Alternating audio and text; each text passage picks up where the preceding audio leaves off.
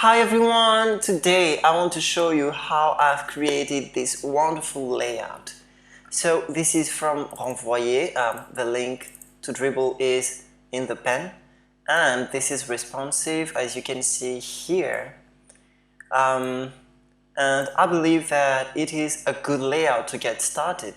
I've already made a few videos explaining the basics of CSS Grid, media queries, and how to use image cover.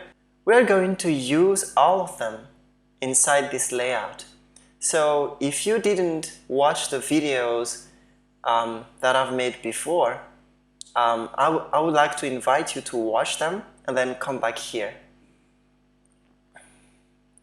So in our HTML file, we have this main element, which will be the parent of all of our articles. In each article, we're going to have a figure, and inside the figure element, we're going to have the image, and the figure element will have the class thumbnail. And so this is the main element, and this is the article, and as you can see, it's all CSS Grid. And then we have this icon here, which is also a figure of class icon. And this is really awesome what CSS Grid can do for us here, because we have three elements inside our article, which is the figure, and then the icon, and then the details part of the article. We can have them laid out like this here, and then set the rules of the grid inside our CSS property. And we have a div with the class details that hosts these elements, this guide, which is the span with the class tag, the h2, which is the title of our article, and the link. And so what's up in our CSS then?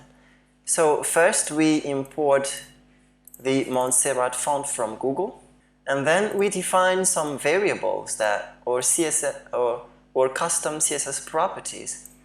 We have a primary color, which is the color of a button, the secondary color, which is the color of the background of our icon, the icon size, and the text colors. And so next we apply the Montserrat font to the body, and then we say that we want the figure element to have a margin of 0, because by default the figure element has margins. What we put in main here is that we've set a maximum width, and when we get to that maximum width, then our content will be centered inside the maximum width. Inside the maximum width, as we've defined here, that we want to have a margin of 2 rem, which is the top margin and the bottom margin, and auto, which will be the margin on the left and right of our element. So margin auto will let our element be centered relative to its parent.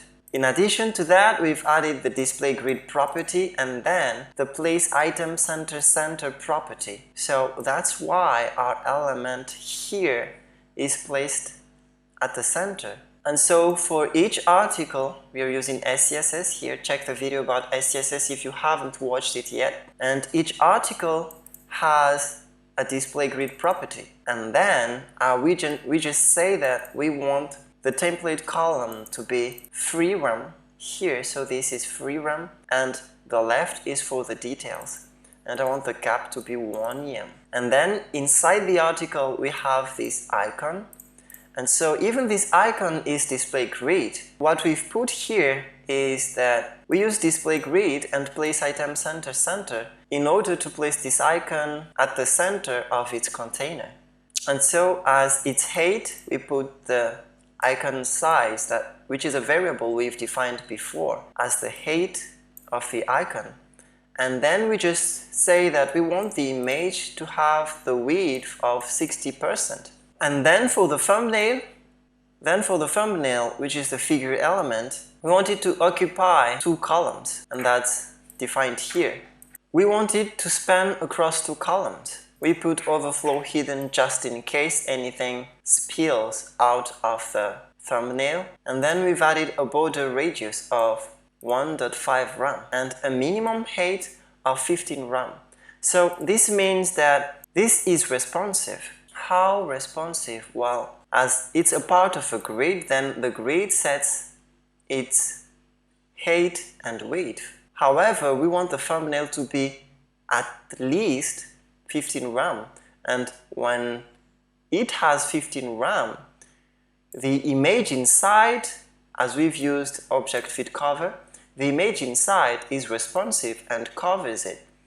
However, its height is never less than 15 rems. So here we've added a font weight, a color, and a font size to our tag classed element, and added the same and set the properties for our H2 element.